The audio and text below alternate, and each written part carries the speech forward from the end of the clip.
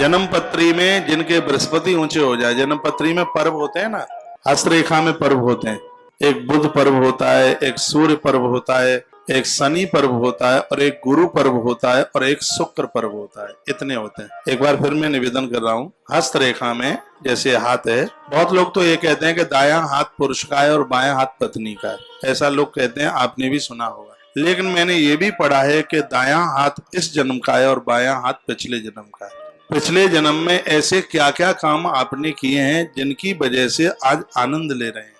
पिछले जन्म में ऐसे क्या क्या अपराध हुए हैं जिनकी वजह से आज कष्ट भोग रहे हैं। ये बायां हाथ बता देता है। नारी का दायां हाथ बता देता है, पुरुष का बायां हाथ बता देता है। जानकार हो, देखने वाला हो, तो इन हाथों में पूरी तकदीर लिखी है। घटिया रेखाओं को कैसे बदला जा सकता है, यह ऋषियों के पास ये सब उपाय पूर्व से रहे हैं। तो मैं आपको यह निवेदन कर रहा था कि पर्वत होते हैं हाथ में, पर्वत बुध पर्वत होता है, सूर्य पर्वत होता है, शनि पर्वत होता है, गुरु पर्वत होता है और शुक्र पर्वत। ये हाथ देखिए, ये मेरा हाथ, ये देखो, ये बुध पर्वत है। यहाँ पर यह बुध पर्वत है, यह सूर्य पर्वत है, यह शनि पर्वत है, यह गुरु पर्वत है और यह शुक्र पर्वत। अब इसकी फलश्रुति समझिए। जिसका ये उठा हुआ होता है, ऐसा व्यक्तित्व तो माता पिता की सेवा करने वाला, राजनीति में जाने वाला होता है। जिसका ये उठा होता है, इसको बुध पर्वत कहते हैं। ये है छोटी उंगली के नीचे। ऐसा व्यक्ति राजनीति में जाता है, समाज की सेवा करता है, माता पिता को अपने प्राणों से बढ़ करके मानता है। जिसका ये बुध पर्वत बाहर निकला हुआ हो, यह उभरा हुआ हो। उसके बाद में ये आता है, इसको सूर्य पर्वत कहते हैं। जिनका सूर्य पर्वत उठा हुआ होता है, ऐसे लोग वैज्ञानिक बन जाते हैं, ऐसे लोग बहुत बड़े वक्ता बन जाते हैं, ऐसे लोगों की वाणी सिद्ध हो जाती है, उनका मस्तिष्क बड़ा मजबूत हो जाता है और वो प्रखर बुद्धि वाले होते हैं जिनका सूर्य पर्वत मजबूत होता है। यह सूर्य पर्वत है। यानी छोटी उंगली से बड़ी उंगली की जड़ों में सूर्य पर्वत है। ये स्थान उभरा हुआ होता है। यह उंगली है, इसको अनामिका कहते हैं। यह अनामिका है। छोटी उंगली के नीचे बुध पर्वत है, इसके नीचे सूर्य पर्वत है। जिनका ये दबा हुआ है, ऐसे लोगों को भगवान सूर्य को नित्य अर्घ देना चाहिए। उनकी बुद्धि बहुत काम करेगी। सूर्य भगवान के बिना तो कोई काम चलता ही नहीं है। इसलिए इसको उबारने के लिए, बाहर निकालने के लिए नित्य भगवान भास्कर को, सूर्य भगवान को अर्घ दिया जाए तो उनका सूर्य पर्वत उभर जाएगा। आदित्य हृदय स्तोत्र का पाठ करने से भी सूर्य पर्वत बिल्कुल उभर करके बाहर चल करके आ जाता है। इस उंगली के नीचे है। ये सबको चाहिए। देख लेना अपने हाथ में, ये उठा हुआ है कि दबा हुआ है अंदर। इसमें रेखाएं भी बनी हुई होती हैं अभी में। अब इसका मतलब तो ये है नहीं कि आप आश्रम आए तो कहें महाराज हमारा हाथ देख लो। मैं कोई हाथ पाम नहीं देखता कुछ नहीं हूँ, लेकिन पढ़ता तो हुई हूँ।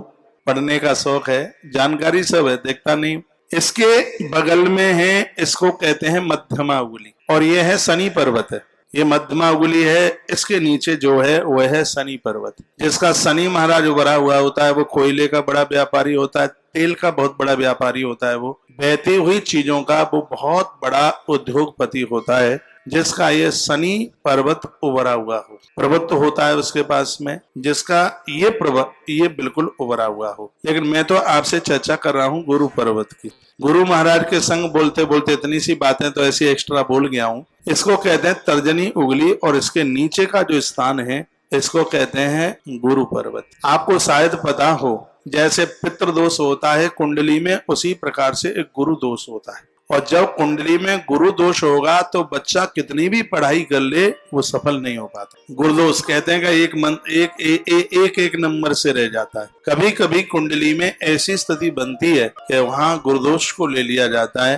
तो ये यहाँ से लेकर के ये नीचे की ये उंगलियां है, इसको कहते हैं तर्जनी। इसके नीचे का जो हिस्सा है ये उभरा हुआ होता है। मेरा बहुत उभरा है, निकला हुआ है, क्योंकि मेरे गुरु महाराज की मेरे ऊपर बहुत बड़ी कृपा है। यह मेरा बिल्कुल पूरे हाथ में बिल्कुल डबुआ सा निकल रहा है, उभरा हुआ है, बिल्कुल गुलाबी रंग का है, बिल्कुल एकदम निकला हुआ है। और जब यदि किसी का ये गुरु पर्वत बाहर निकला हुआ होता है तो हर क्षेत्र में जाता हुआ उसमें वो अपनी सफलता को प्राप्त होता है। दयालु स्वभाव का होता है।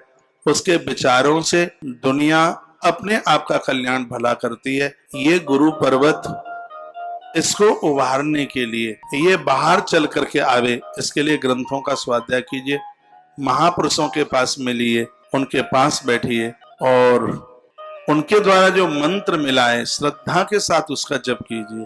इनकी कृपा हो तो कुंडली में तो कोई दोष ही नहीं रहता है। फिर ये है ना, ये नीचे है, ये है गुरु पर्वत।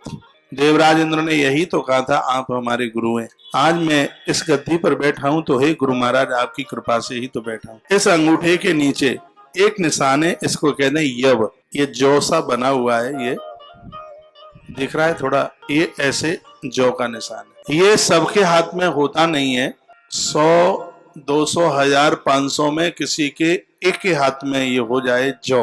ये यव व्यक्ति को दयालु स्वभाव का ही नहीं बनाता, व्यक्ति दूसरों के लिए हर समय आंख में आंसू लिए होता है।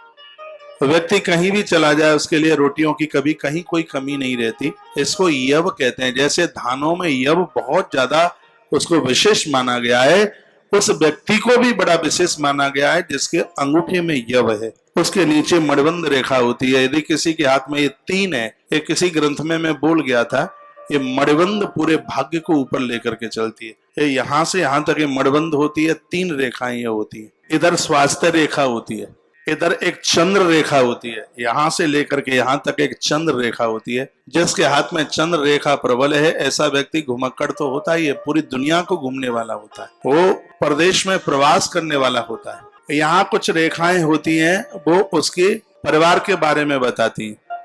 एक रेखा है तो बताया जाता है कि उसका एक विवाह होगा। बगल में और भी छोटी मोटी कटी फटी रेखाएं, तो ये बताया जाता है कि इसकी एकाध सगाई होने के बाद छूटेगी, उसके बाद में फिर विवाह होगा, ये होता है।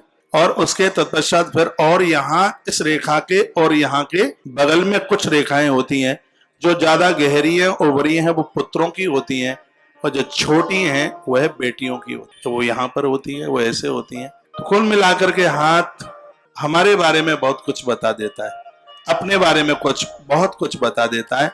लेकिन अब जो इसमें छप गया है उसी के भरोसे नहीं, किए गए दिव्य कर्मों के द्वारा ये रेखाएं रोज बनती हैं और ये रेखाएं रोजाना मिट। आपके हाथ में सूर्य पर्वत प्रबल होना चाहिए, आपके हाथ में बुध पर्वत प्रबल होना चाहिए, आपके हाथ में गुरु पर्वत प्रबल होना चाहिए, और आपके हाथ में शुक्र पर्वत भी। शुक्र पर्वत आपका ठीक होगा तो आपको अंदरूनी कोई भी बीमारी नहीं होगी, आपका स्वास्थ्य बढ़िया होगा। ये शुक्र ये देता है। इसलिए तो शुक्रवार के दिन महामृत्युंजय का जप करने से स्वास्थ्य के ऊपर बड़ा अद्भुत प्रभाव होता है, बड़ी तरक्की होती है। शुक्र वाहन देता है, शुक्र परिवार देता है, शुक्र स्वास्थ्य देता है। 12वीं राशि में यदि शुक्र ऊंचा होकर के बैठा हो तो व्यक्ति एक राजा की तरह जीवन जीता है। 12वीं राशि है मीन राशि होती है। 12वीं राशि जन्म पत्री में मीन राशि में शुक्र आकर के बैठ गया है तो आपके पास धन की, यौवन की, खजाने की कोई भी कमी नहीं होगी। ये सब चीजें हैं और इसके प्रणेता हमारे ऋषि लोग हैं, इसलिए इनको हम अपनी दृष्टि से अलग नहीं कर सकते। यदि कोई व्यक्ति जानकार है तो ये बता देगा कि अनार में दाने कितने हैं, बिल्कुल बता देगा। तो ऐसा कुछ करें कि हमारा गुरु पर्वत उभरा हुआ हो, क्योंकि इनकी कृपा से बहुत कुछ हो जाता है। यदि इस धरती के दशरथ को कोई पूछ ले तो तुम्हें इतना बड़ा वैभव ठाट बाट तुम्हारे यहाँ भगवान आ गए, ये कैसे मिले, तो रोते हुए दशरथ यही कहेंगे, ये तो गुरु महाराज की कृपा थी। गुरुदेव ने कहा था कि धरव धीर होई है सुतचारी। मैं तो एक ही मांग रहा था, लेकिन गुरुदेव ने कहा था धैर्य धारण कीजिए, एक नहीं तुम्हारे घर में 4-4 संतानों का जन्म होगा।